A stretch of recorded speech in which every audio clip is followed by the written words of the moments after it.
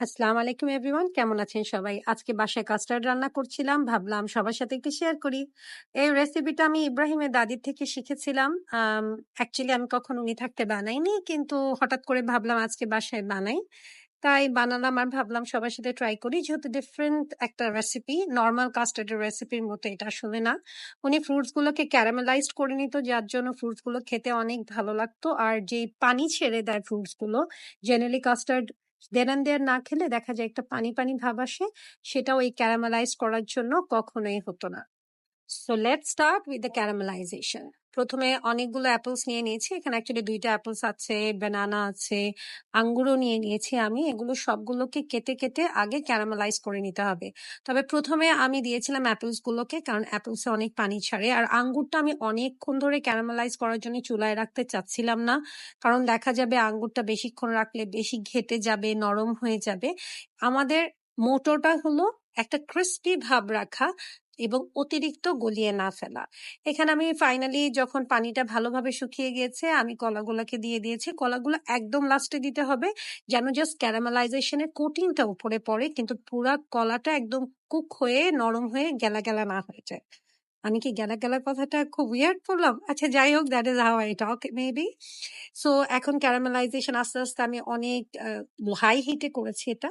High হিটে না করলে দেখা যাবে অনেক নরম হয়ে যাবে, পানি বেশি ছেড়ে দিবে। অনেকটা ক্যারামেলাইজড হয়ে গেছে এবং ঠান্ডা হওয়ার পরে this is how it looks. দেখতে বেশ ভালোই কিন্তু লাগছে। আমার কাছে এই রেসিপিটা অনেক ভালো লাগে। এরপরে এর মধ্যে দেওয়া থাকতো অনেক রকমের ছোট ছোট মিষ্টি, যেটাকে অনেকে পার্টি মিষ্টি বলে, আমি জানি না, অনেকে জর্দা মিষ্টি বলে। আর এরকম আইসক্রিম একটা নিয়ে নিব। আমি আইসক্রিমটা ম্যাঙ্গো ফ্লেভারের নিয়েছি। প্রথমে ভেবেছিলাম আমি ম্যাঙ্গোস দিব, কিন্তু পরে চিন্তা করলাম না, ম্যাঙ্গো ফ্লেভারের আইসক্রিম নিয়ে। আর আইসক্রিমগুলোর উপরে ছোট ছোট ছোট ছোট বিটস দেওয়া থাকে, জেলি টাইপ, গামিজ টাইপ, ওটা বাচ্চারা অনেক পছন্দ করে। So I am ready. এখন আমরা চলে যাই গার্নিশিং এ। আর ছোট ছোট মিষ্টিগুলোকে হাফ করে নিলে ভালো, তাহলে ফ্লেভারটা আমার কাছে মনে হয় আরো ভালো আসে। এখন আই উইল স্টার্ট। আর আমাকে ভিডিও করতে হেল্প করেছে আমার বড় ছেলে, এতক্ষণ আমি নিজে নিজেই করছিলাম। আচ্ছা, এই কাস্টার্ডের যে বেসটা আছে, এটা আমি 1 লিটার দুধ নিয়েছি, মেলোডিটা, আড়ং, এনিথিং ইউ লাইক। এবং তারপরে আমি এটার মধ্যে দিয়েছি একটু গুঁড়া দুধ। অ্যাকচুয়ালি একটু না, বেশ অনেকটা, 4 চামচ টেবিল স্পুন যেটা, সেটার গুঁড়া দুধ দিয়েছি। আমি চিনি দিয়েছি, যেটা স্বাদ মতো চিনি আপনাদের কাছে ফিল হয় রাইট, আপনারা চিনি এভাবে দিয়ে নিবেন।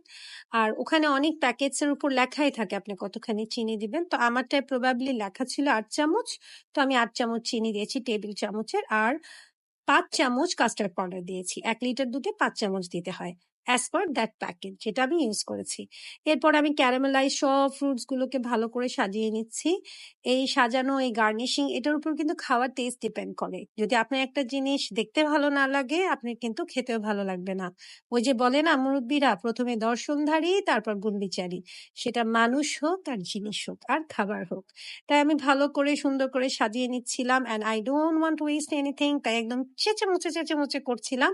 আর আমি স্প্যাচুলা দিয়ে কাজ করতে খুব পছন্দ করি, তাতে কোনো লেফট ওভার্স থাকে না। এরপরে আমি চলে আসবো আমার মিষ্টিগুলো নিয়ে। মিষ্টিগুলোকেও আস্তে আস্তে ছড়িয়ে দিব।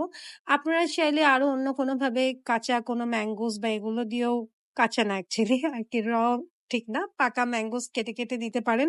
তবে ম্যাঙ্গোস ক্যারামেলাইজ করার বুদ্ধিটা আমার কাছে খুব একটা ভালো মনে হয়নি, তাই আমি ক্যারামেলাইজ করিনি। আর যেহেতু আমার আইসক্রিমটা ম্যাঙ্গো ফ্লেভারের, তাই আমি আর ওটা নিয়ে কোনো তাড়াহুড়া করিনি। আমি ভেবেছি ম্যাঙ্গোস না দিলেও হবে। আর ম্যাঙ্গোস আমরা এমনি কয়দিন খাচ্ছি, কেই বা না খাচ্ছে, খাচ্ছি আর আমরা মোটা হচ্ছি। এনিওয়েজ, আমার garnishing almost done. Can you see garnishing এর পরেটা কত সুন্দর লাগতেছে? ইয়েস, নিজের রান্না নিজেই সুনাম করছি। আসলে অনেক সুন্দর লাগছিল, খেতেও অনেক মজা হয়েছিল। তবে আমি আইসক্রিম ছাড়াই খেয়েছি। আমি আইসক্রিম দিয়ে খেলে মনে হয় আমার কাছে টেস্ট অথেন্টিক আসে না, বাট আইসক্রিম দিয়ে বাচ্চারা খেয়েছে, ওরা বলেছে অনেক মজা লেগেছে। Thank you so much for watching this video. আসসালামু আলাইকুম।